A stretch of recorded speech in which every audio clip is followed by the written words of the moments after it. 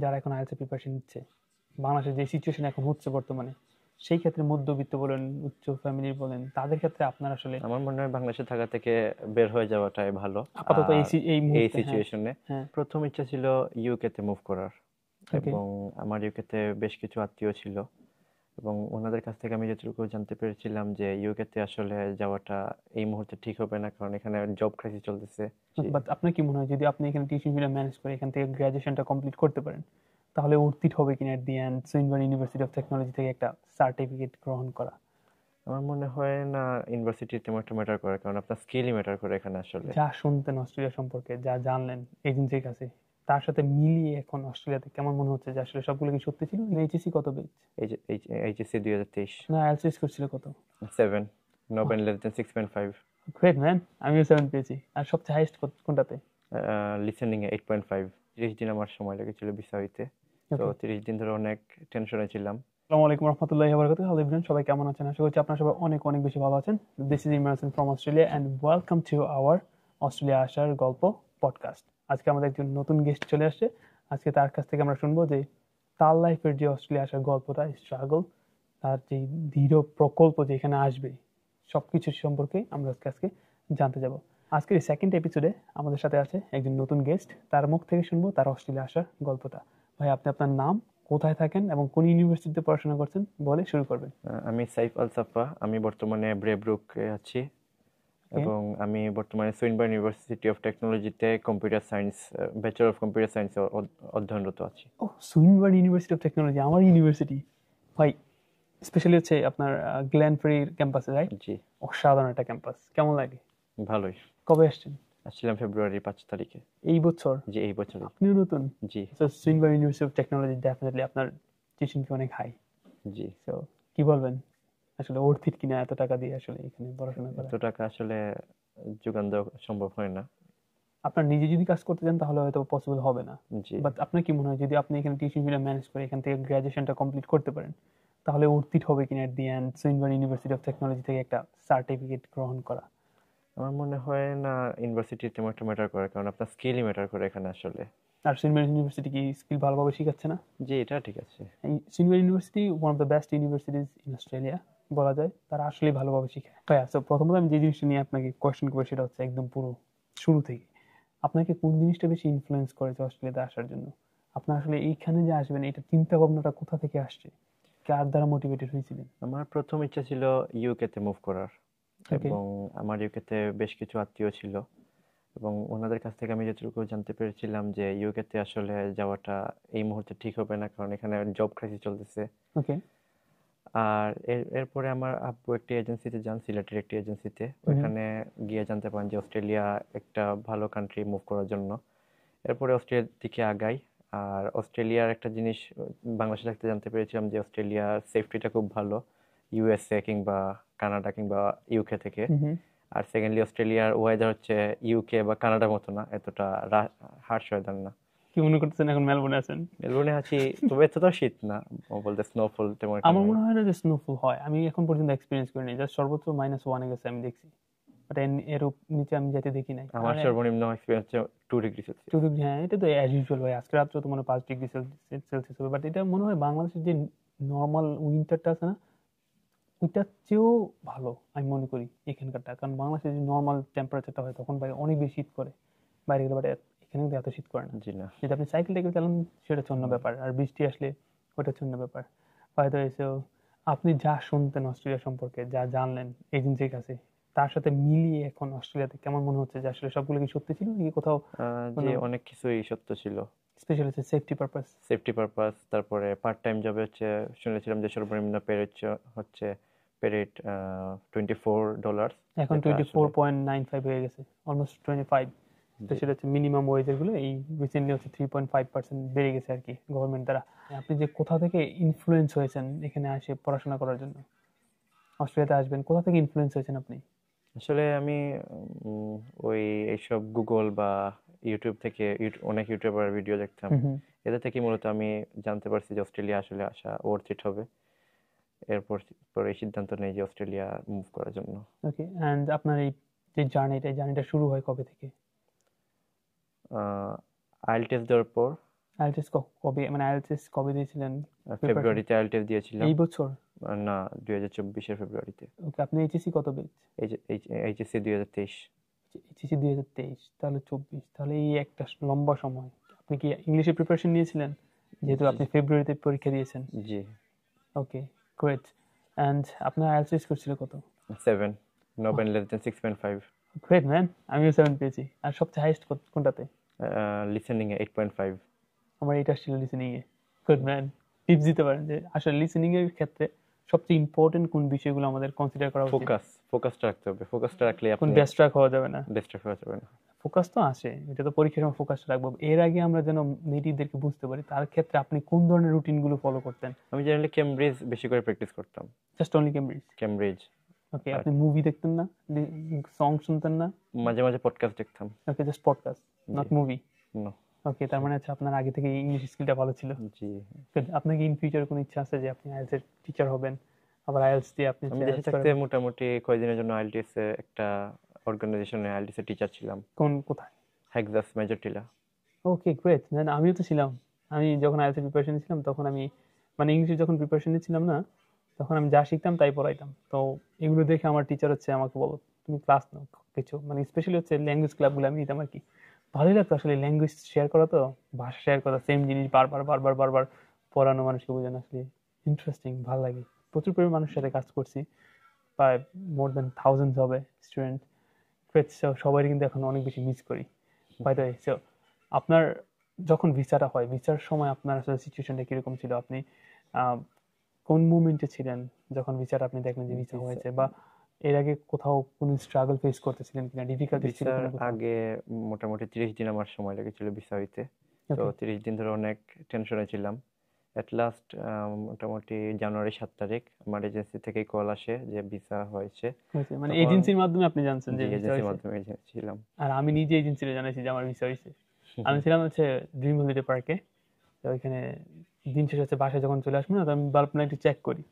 Check করে তখন দেখি ভাই আমার ভিসা হয়েছে। ভাই বিশ্বাস করবেন, পুরো পিকনিকটাই জোশ হয়ে গেছে আমার।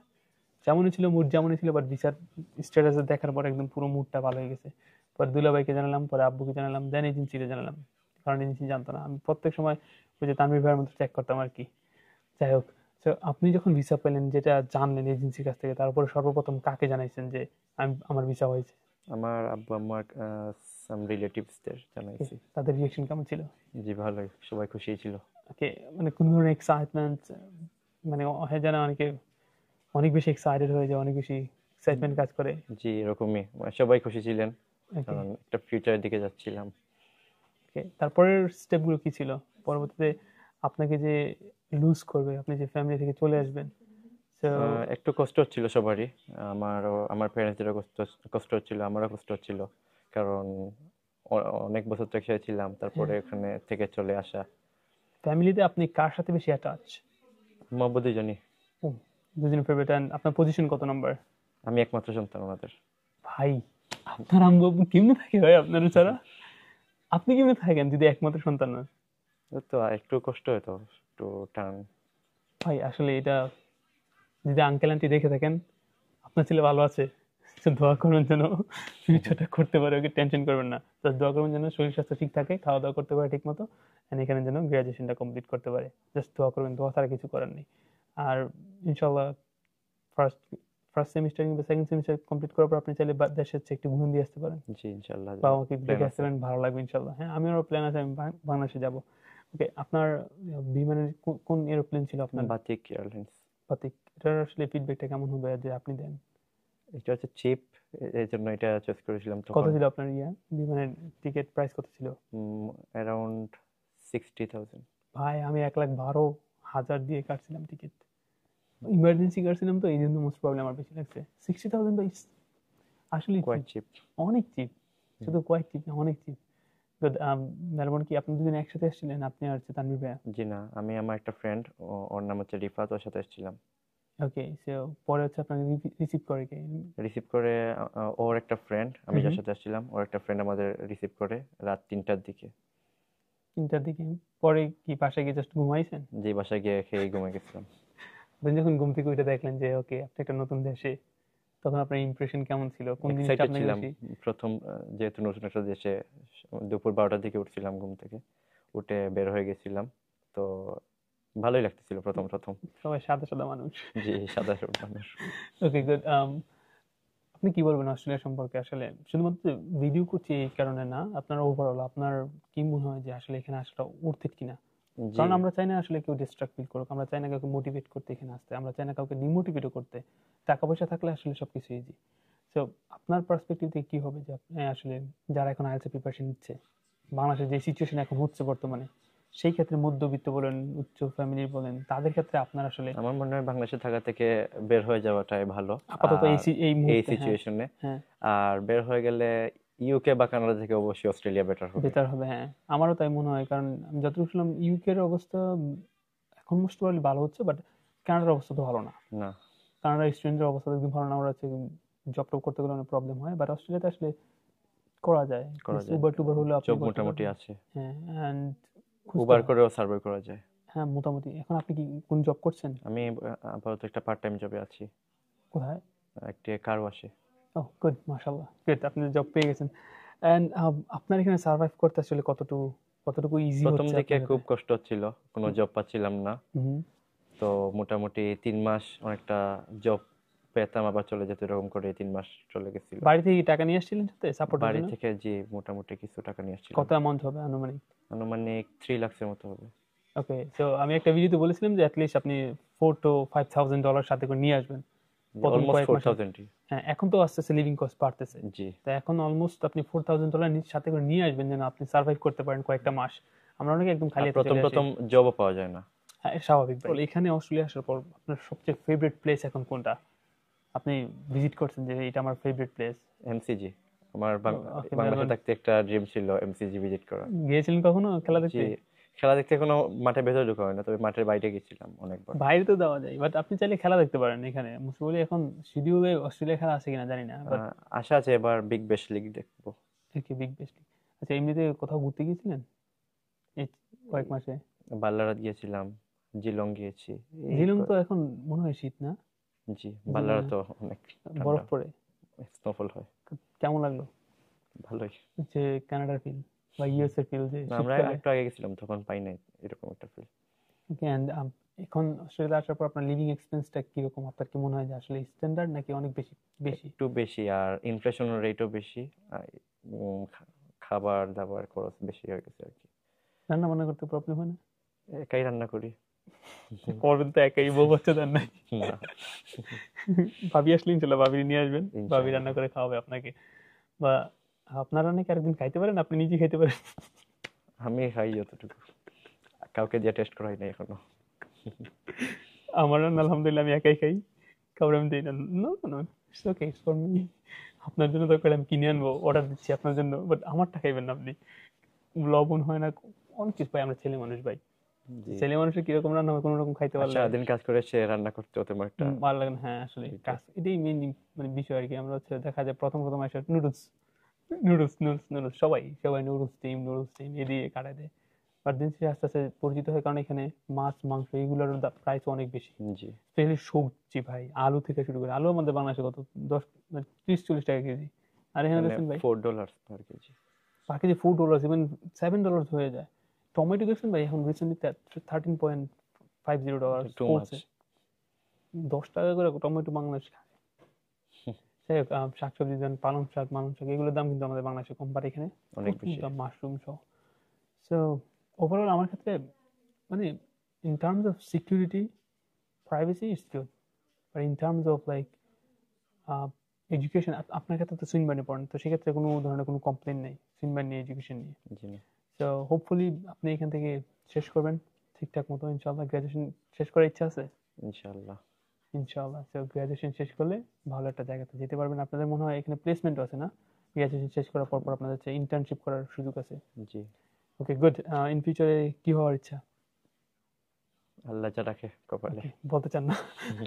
বললে হচ্ছে ড্রিম চুরি করে নিয়ে যাবে। ওকে, আপনার যে এই ছোট experience, specially starting from IELTS থেকে এখন পর্যন্ত, এই এক্সপিরিয়েন্স থেকে আপনি অডিয়েন্সদের উদ্দেশ্যে কি বলতে চান? আপনি এইদিকে তাকিয়ে বলতে পারেন যে আপনারা এই জিনিসগুলো ফলো করতে পারেন, আপনি এইটা করতে পারেন, এটা থেকে এটা অ্যাভয়েড করতে পারেন, তাহলে আপনাদের লাইফটা ইজি হয়ে যাবে। বাংলাদেশ থেকে আসার সময় আপনি ড্রাইভিংটা শিখে আসবেন, ড্রাইভিং লাইসেন্স নিয়ে আসতে পারলে ভালো হয়।